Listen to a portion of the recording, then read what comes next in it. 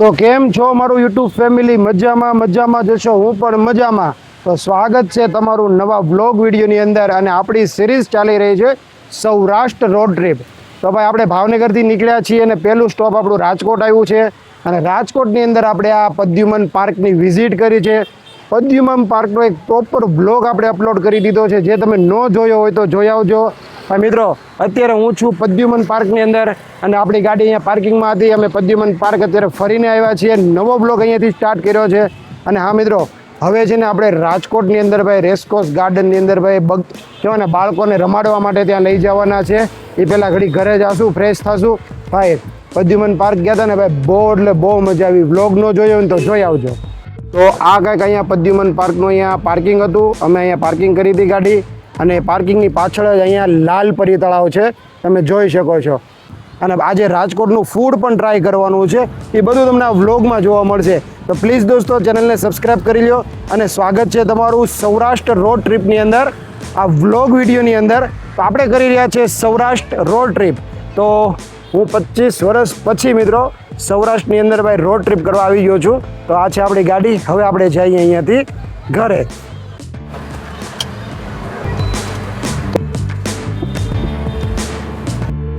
તો ફાઇનલી પદ્યુમન પાર્કથી આપણે બહાર નીકળી રહ્યા છીએ અને આ ગાડી આપણી સાથે છે. જે લોકોએ પદ્યુમન પાર્કવાળો વિડીયો ન જોયો હોય જોઈ આવજો. હવે અમે જઈ રહ્યા છીએ ઘરે. તો ભાઈ મારા પરમ મિત્ર એવા મિતેનભાઈ ફરી એકવાર મારી સાથે ઉપસ્થિત છે. મારા સિસ્ટર મયુરીબેન અને બીજું કોણ છે ભાઈ? પરેશ, શું નામ એનું? પાર્થ. અને ભાઈ પૂનમ, બધા ફરી એકવાર. ભાઈ પદ્યુમન પાર્કમાં કેવી મજા આવી? હા, તો કેમ કે અમે બધાએ ફૂલ એન્જોય કરી છે અને બહુ મોટો બ્લોગ થયો હોય મને ખબર છે, પણ જોજો એકવાર, બહુ ઇન્ફોર્મેશન એમાં પ્રોવાઈડ કરી છે. તમે જોશો તો તમને મજા આવશે. હવે અમે જઈએ છીએ અહીંયાથી ઘરે. હા, રાજકોટ ફરવાનો ઘણો બધો પ્લાન છે, તમને બતાવવાનું છે. Thank you. તો આપણે પદ્યુમન પાર્કથી હવે ઘરે જવા માટે નીકળી ગયા છીએ અને અત્યારે વાગી ગયા છે 7:30. મિત્રો કેમ સમય વયો ગયો ને કાંઈ જ ખબર ન રહે, એટલી મજા આવી પદ્યુમન પાર્કમાં.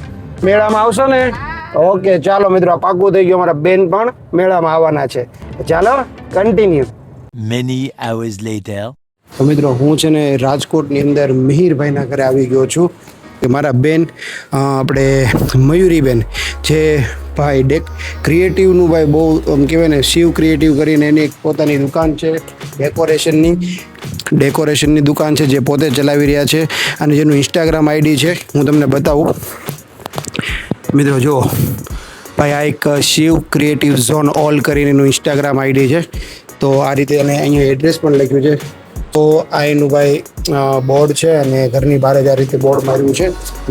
તો આપણે મયુરીબેન પાસે જાણીએ કે એ આ કઈ રીતે પોતાનું બિઝનેસ ચલાવી રહ્યા છે. તો આપણી સામે ઉપસ્થિત છે મયુરીબેન. તો આપણે એમની પાસે ડેકોરેશન વિશે જાણીએ.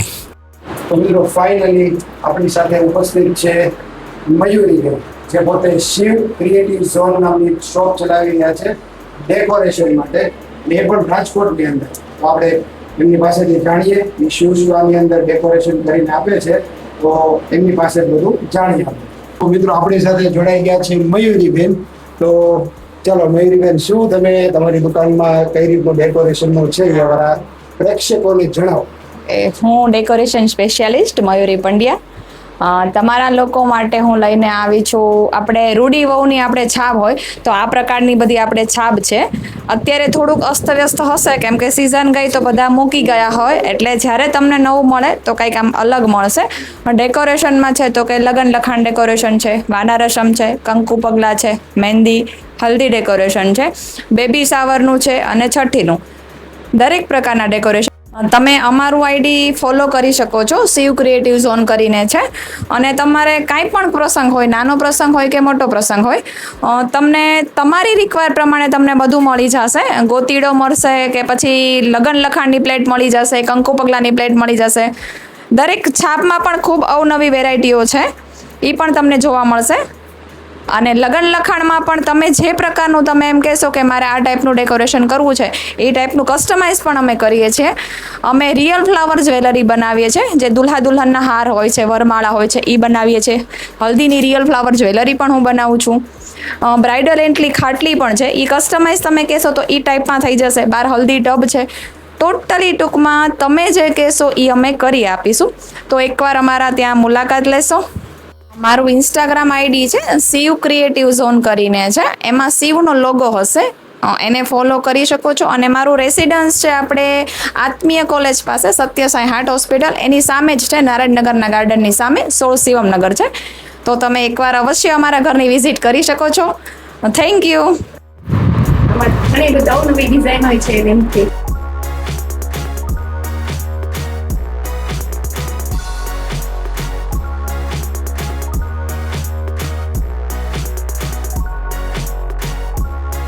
આ બધા પણ એક સ્ટેન્ડ છે લગ્ન લખાણમાં, કે જે આ ઓવેલ શેપમાં આવશે, પછી સ્ક્વેરમાં આવશે. આ બધા અમે ત્યાં મૂકી શકીએ છીએ. જ્યારે વાસ્તુ પૂજન હોય તો આ આવે છે, કંકોત્રી લેખનમાં છે, આપણે કંકુ પગલામાં છે, હલ્દી ટબ છે, એ બધું અલગ અલગ ઘણી બધી વસ્તુઓ છે.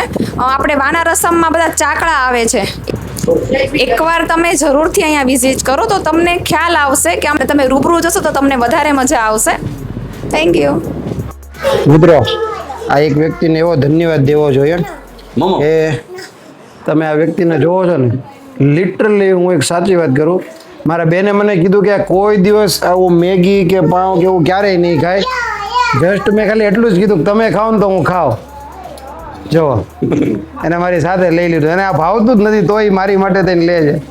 ભાઈ થેન્ક યુ ભાઈ, તમે મારું માન રાખ્યું ભાઈ, ખૂબ ખૂબ આભાર.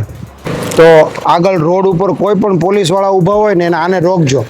આ જો એક ગાડીમાં 4 જણા એક ગાડીમાં જાય. જો મિત્રો, રાતના વાગી ગયા છે 10:30 અને 10:30 વાગે છે ને આ લોકોએ નક્કી કર્યું કે આપણે બાળકોને લઈને ક્યાંક બહાર રેસ્ટોરન્ટમાં જમવા જઈએ. અને જે જગ્યાએ બગીચો ને એવું બધું હોય ને ગાર્ડન હોય ને આમ કહેવાય ને ભાઈ મેળા જેવું હોય ને ત્યાં બાળકોને લઈ જઈએ. તો મોરિયનભાઈ, અને એમ તો અમારા ઘરની બાજુમાં અહીંયા ગાર્ડન જ છે જુઓ, પણ નક્કી એવું કર્યું કે બાળકોને ક્યાંક ગાર્ડનમાં લઈ જઈએ, મેળામાં લઈ જઈએ. તો અત્યારે 10:30 વાગે અમે ઘરેથી જઈએ છીએ. મિત્રો, આપણે રાત્રે નાસ્તો કરવા આવ્યા છીએ. ગાડી અહીંયા પાર્ક કરી છે અને આ કંઈક નાસ્તા સેન્ટર છે અહીંયા, જય સોમનાથ રેસ્ટોરન્ટ કરીને છે. આ લોકો એમ કહે છે કે અહીંયાનું ફૂડ છે ને બહુ ફેમસ છે. તો અહીંયાથી આપણે જાશું ઉપર. આ રીતનું કંઈક રેસ્ટોરન્ટ છે જય સોમનાથ કરીને. શોપ પર હતા. વાવ. તો આપણે અત્યારે જઈ રહ્યા છીએ સોમનાથ રેસ્ટોરન્ટમાં. અને ભાઈ આજે રવિવાર હોવાથી ભાઈ બહુ ટ્રાફિક છે ભાઈ.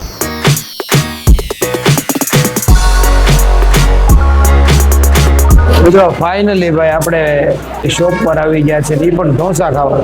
આ લોકોની બહુ ઈચ્છા હતી કે ભાઈ સોમનાથના ઢોસા ખાઈએ આપણે. તો આપણે શરૂઆત કરી દીધી છે.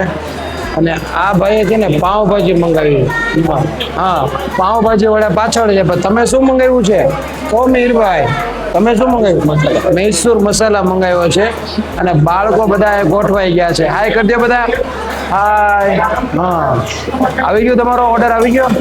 હા. ચાલો મિત્રો, આપણે મસ્ત મજાનો ડિનરનો નાસ્તો કરી લઈએ. મિત્રો, રાત્રે 12 વાગે અમે રાજકોટના ગોળા ખાવા આવ્યા. અને ગોળા ખાવા માટે કેવી વ્યવસ્થા કરી છે જો તો ખરા. જો અહીંયા બધા બેસવાની જગ્યા છે, ખુરશી, પછી ખાટલા, પછી જુઓ અહીંયા બધા ગોળાની લારી છે, પછી સિસોડા છે. અને ભાઈ જો અહીંયા ગોળા ખાય છે બધા છોકરાઓને બધા. મોરિયન ઇધર આવ. મિત્રો, આ રાજકોટના ગોલા ખાઈ રહ્યો છે મોરિયા. કુમાર લઈને આવ્યા છે ડીશ ગોલા અને બધા બેઠા છે ડીશ ગોળા ખાવા માટે.